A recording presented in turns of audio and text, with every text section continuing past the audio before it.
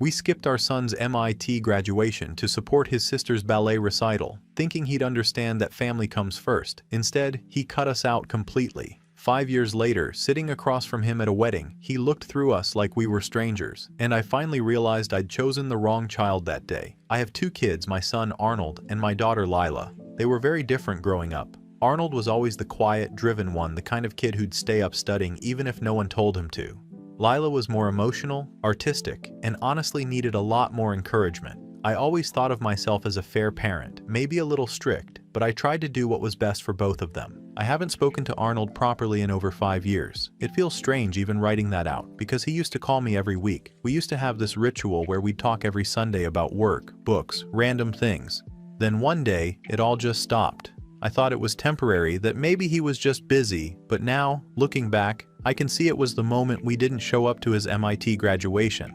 Before anyone judges me too fast, I want to explain what happened. That weekend, both my kids had important events. Arnold was graduating from MIT, which, yes, I know, is a massive deal. But Lila had her regional ballet recital the same weekend, the one where scouts were coming to watch. She'd worked herself to the bone for it. She'd struggled for years trying to get noticed in that world, and this was her chance. Her teacher told us missing that performance could ruin her standing in the company. When we realized both events were on the same weekend, I genuinely thought Arnold would understand. He'd always been independent. He didn't need the same kind of hand-holding as Lila.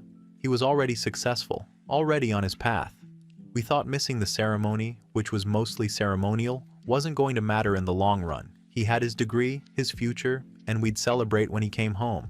Mark, my husband, and I talked about it for days. It wasn't a decision we made lightly. We even thought about splitting up, one of us going to each event, but Lila's recital was out of town, and she didn't want to go alone. She begged us both to be there, said she'd never forgive us if we weren't. Arnold, when we told him, was quiet. He just nodded and said, "Okay." He didn't argue, didn't yell, didn't even seem angry. I remember thinking how mature that was. The day of his graduation, we were sitting in the auditorium watching Lila dance. She was incredible. I cried the whole way through it. Afterwards, we took her to dinner to celebrate, sent Arnold a message saying how proud we were, and attached a few pictures from the recital. I thought he'd be happy for his sister, or at least understand that we were doing our best to support both of them. His reply came a few hours later. It just said, "I get it now." At the time, I didn't even know what that meant. I thought maybe he was talking about how busy we were, or how family obligations sometimes clash. But after that, he stopped calling. At first, it was subtle, fewer texts, longer gaps between replies. Then, nothing. He missed Christmas that year, which was a first. When I called, he said he had work commitments. The next year, he didn't even answer. I told myself he was just busy, that young people lose touch when they're building their lives. Mark said we'd spoil him if we made a big deal about it. But then birthdays passed. His 30th came and went. I sent a card, a gift, and never heard back. Lila said she'd reached out too, but he didn't respond to her either. It's been 5 years now. 5 years since that day. He hasn't been home, hasn't called, hasn't sent so much as a Christmas card. We don't even know where he lives exactly, somewhere on the East Coast still, we think. The only reason I'm writing this is because I just found out he'll be at a family wedding next month. My niece is getting married, and apparently Arnold RSVP'd. It's the first family event he's attended since cutting us off. I don't even know how to feel. Part of me is angry that he could erase us so completely over one weekend, over something we thought was done out of love. Another part of me is terrified. I don't know what I'd say if I saw him. I don't know if I'd cry or freeze or pretend everything's normal. Update 1. A lot of you said that it sounded like Arnold had already made up his mind about how he felt long before the graduation, and that hit me harder than I want to admit. I guess I always assumed it was about that one day, but maybe it was everything that led up to it. Anyway, I said in my original post that we'd be seeing him at a wedding soon. That happened last weekend, and I'm still trying to wrap my head around it. It was the first time I'd seen my son in over 5 years, and honestly, it was worse than I ever imagined. The wedding was for my niece, my sister's oldest daughter. We were told Arnold had RSVP'd, but no one really knew if he'd actually show up. I didn't even believe it until I saw him in person. He looked so different, older, obviously, but calmer too, if that makes sense. Not the shy, nervous kid I remember. He was with a woman I'd never seen before. My sister later said that was his fiancée. He didn't introduce her to us though. When we first walked in, I caught his eye for a second. He looked right at me, then just turned back to whoever he was talking to, like I wasn't even there. I tried to tell myself maybe he didn't recognize me right away, but then he walked past our table later and gave us a polite nod. No smile, no hi, nothing. Just a small, distant nod. Mark tried to be casual about it, said something about how Arnold was putting on a show and we shouldn't give him the satisfaction of reacting, but I couldn't focus on anything else. Every time I looked up, I'd see him across the room talking to people I used to know, cousins, family friends, and I could tell they were all walking on eggshells around him. It wasn't just awkward though. There was something heavier in the air. I started noticing how people looked at us when we passed by, or how conversations would stop when I came close. I didn't understand why until I overheard my sister whispering to someone at her table. She said something like, "I still can't believe they skipped his graduation for that recital." That's when it clicked. Everyone knew.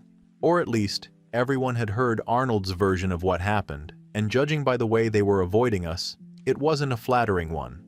Lila tried to talk to him halfway through the night. I saw her approach him near the bar, and for a minute I thought maybe this was it. Maybe he'd soften with her.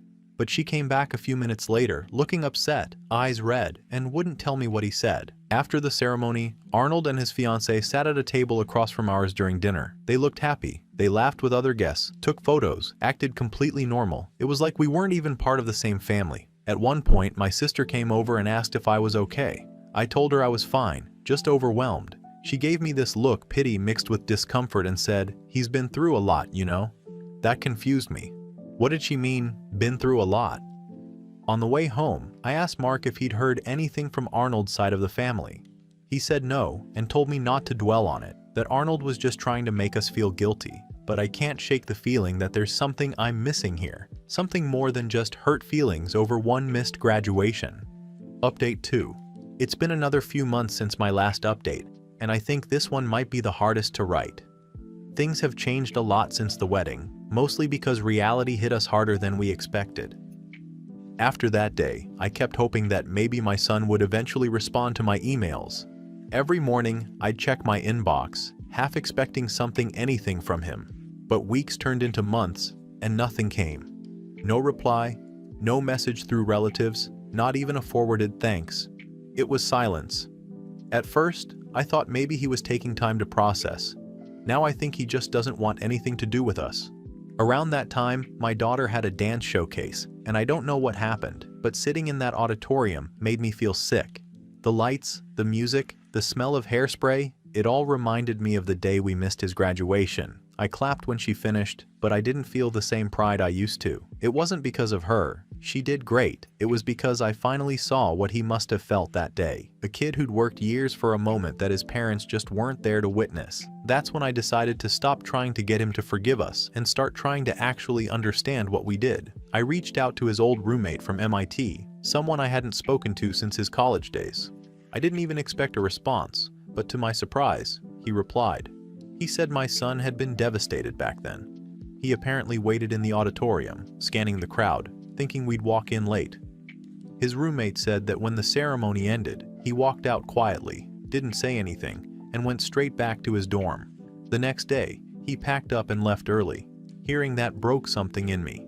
I had told myself for years that maybe he wasn't as hurt as I imagined, that maybe he'd understood, but that story shattered that lie. It's not just that we didn't show up, it's that he thought we would. We had made him believe he could count on us, and then we made him realize he couldn't.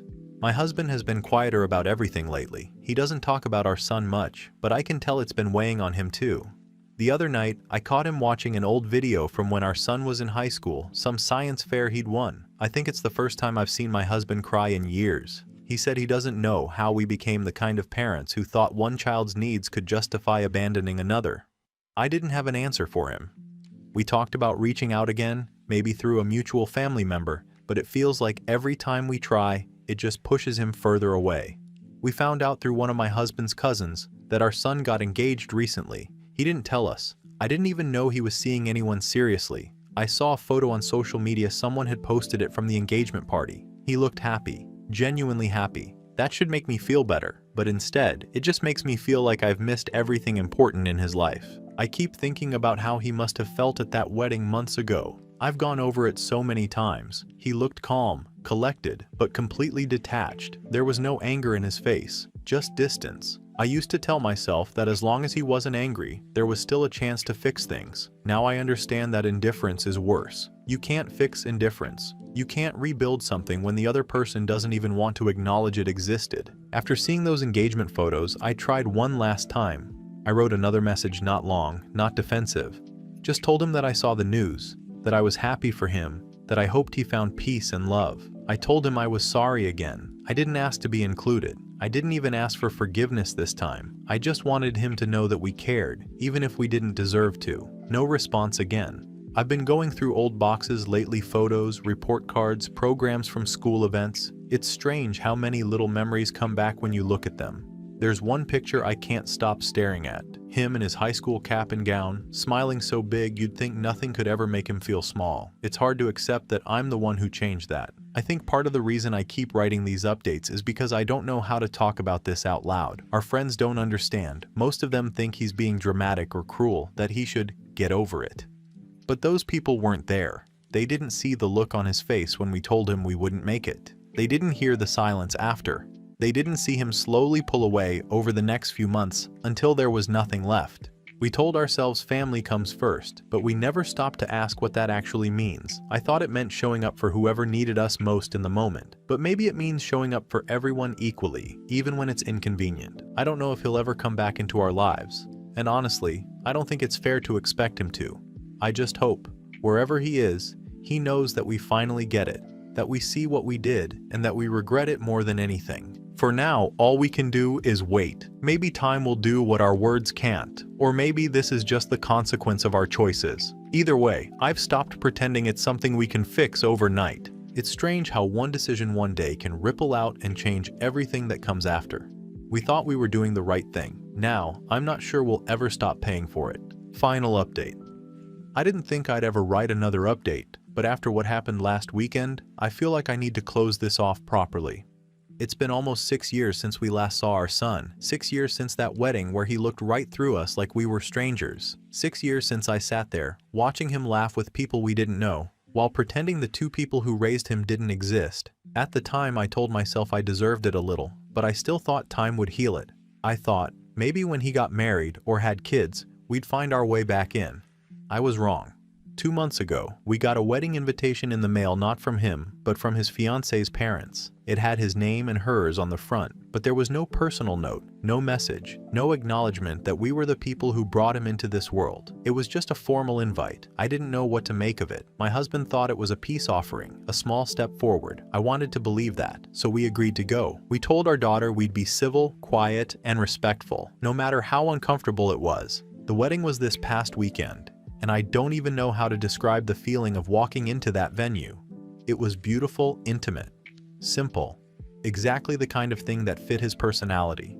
Everything about it felt like him, down to the music choices and even the way the tables were set up. But the hardest part was realizing how little we belonged there.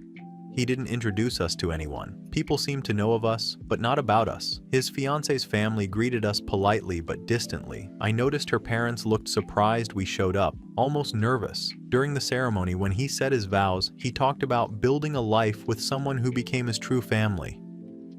It was subtle, but I felt the meaning in my bones. He wasn't trying to hurt us.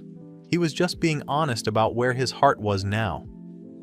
At the reception, we were seated at a table with extended relatives and people who clearly didn't know our history. It was awkward, but I kept my composure. I watched him dance with his new wife, smiling like I hadn't seen him smile in years. That's when it hit me. He wasn't holding on to anger anymore. He had just let us go. For most of the night, we didn't speak to him directly. He was busy, surrounded by friends, laughing, dancing, moving from one group to another like someone who had fully built a new life.